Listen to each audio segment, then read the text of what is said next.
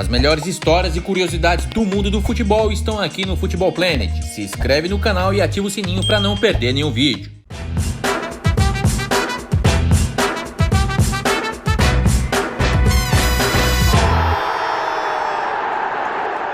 Hoje em dia, a seleção japonesa é presença recorrente nas Copas do Mundo, além de ser a maior força do futebol asiático. Mas antigamente não era assim, isso porque o futebol japonês era amador e a grande maioria dos times eram compostos por trabalhadores de empresas e não por jogadores profissionais. E se hoje o futebol japonês é forte e sempre consegue se classificar para Copas do Mundo é graças a Rui Ramos. Ele é um anônimo no Brasil e pouquíssimas pessoas o conhecem, mas ele é considerado um deus no Japão. Nascido na pequena cidade de Mendes, no interior do Rio de Janeiro, aos 10 anos, Rui Ramos perdeu o pai e, junto com a mãe e os irmãos, se mudou para São Paulo. Na capital, fez diversos trabalhos informais para ajudar em casa. Chegou a lavar carros, realizar pequenos concertos, trabalhar em uma gráfica, mas logo o futebol virou uma escolha de vida. Ele abandonou os estudos no ensino médio e passou a se dedicar a equipes amadoras. Atuava no Black Power, time tradicional do bairro do Ipiranga. Depois defendeu também o Saad, do São Caetano, que jogava nas divisões inferiores do futebol paulista. Em 1977, surgiu a oportunidade para Rui Ramos mudar de vida. Sem espaço entre os profissionais do Saad, o jogador de 20 anos recebeu um convite para ir ao Japão. Um amigo, descendente de japoneses, foi trabalhar no grupo Yomiuri, e quando retornou ao Brasil, ofereceu a chance para que Rui Ramos fosse viver em Tóquio para jogar no time de uma empresa que disputava o campeonato japonês. Rui Ramos diz que muitos imigrantes tinham vergonha de dizer a razão pelo qual toparam jogar no futebol japonês, mas ele era bem claro. O único motivo foi para fazer um pé de meia em 2 anos de contrato e poder voltar ao Brasil para comprar uma casa para sua mãe.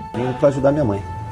Aqui o salário era melhor do que no Brasil, bem melhor, né? O contrato era de 2 anos, ajudar a família e depois voltar de novo no Brasil e tentar de novo alguma coisa. Mas não foi bem assim que aconteceu. Quisera o destino que ele conquistasse muito mais que isso. O início do jogador no novo país teve suas dificuldades. Ele era zagueiro em seus tempos no Brasil e passou a jogar de atacante no Japão, até se firmar no meio de campo. O idioma também proporcionava uma barreira, especialmente para se comunicar com os companheiros. Em 1978, por brigar durante um jogo, o brasileiro acabou suspenso por 1 ano, mas quando retornou estava disposto a ser o melhor do futebol japonês. Ele voltou com sangue nos olhos e se transformou no artilheiro da liga e no líder de assistências, eleito também para a seleção do campeonato japonês de 1979. A partir de então, a carreira de Rui Ramos no Japão decolou. O namoro com uma japonesa com quem se casaria em 1984 também ajudou em sua adaptação. Rui Ramos liderou seu time e ajudou a conquistar diversos títulos, e dentre os mais importantes estão 6 títulos do campeonato japonês, 3 Copas do Imperador, 2 Ligas dos Campeões Asiáticas, que é a glória máxima de um time asiático, equivalente à nossa Libertadores da América. Pouquíssimos jogadores tinham o impacto do camisa 10, idolatrado pelos torcedores em Tóquio.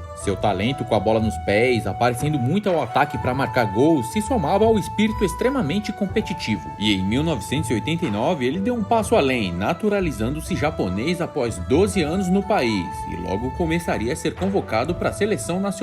Rui Ramos estreou pelos Samurais Azuis em 1990 e em 1992 conquistou a Copa da Ásia, sendo titular absoluto e fazendo dupla de ataque com o lendário Kazu Miura. Foi o primeiro título da história da seleção japonesa. Porém, em 1993, Rui Ramos viveu a maior frustração da sua carreira. Esse acontecimento é conhecido como Agonia de Doha e ele contou que até pensou em parar de jogar futebol por isso. O Japão precisava apenas vencer o Iraque e estava quase se classificando para a Copa do Mundo de 1994, que seria a primeira participação dos japoneses em Copas do Mundo. O jogo estava 2-1, mas no último segundo antes do apito final tomou um gol de empate e viu a classificação escapar. E Coreia do Sul e Arábia Saudita acabaram se classificando para aquela Copa. Apesar desse momento triste na história do futebol japonês, em 1993 aconteceu algo que transformaria completamente o futebol no país. O campeonato japonês foi totalmente reestruturado e renomeado para J-League, levando o futebol japonês para outro patamar de profissionalismo. Os times, que antes eram compostos por trabalhadores de empresas, passaram a ser de atletas profissionais. Rui Ramos se aposentou da seleção japonesa em 1995, justamente em um jogo contra a seleção brasileira, e se aposentou do futebol em 2002. Rui Ramos, que pretendia passar apenas 2 anos no Japão para ganhar uma grana, acabou fazendo muito mais do que isso. Ficou 2 décadas jogando em alto nível e mudou por completo o futebol japonês. E se hoje vemos times japoneses se classificando para os mundiais de clubes da FIFA e a seleção japonesa sempre se classificando para Copas do Mundo, grande parte disso se deve a Rui Ramos.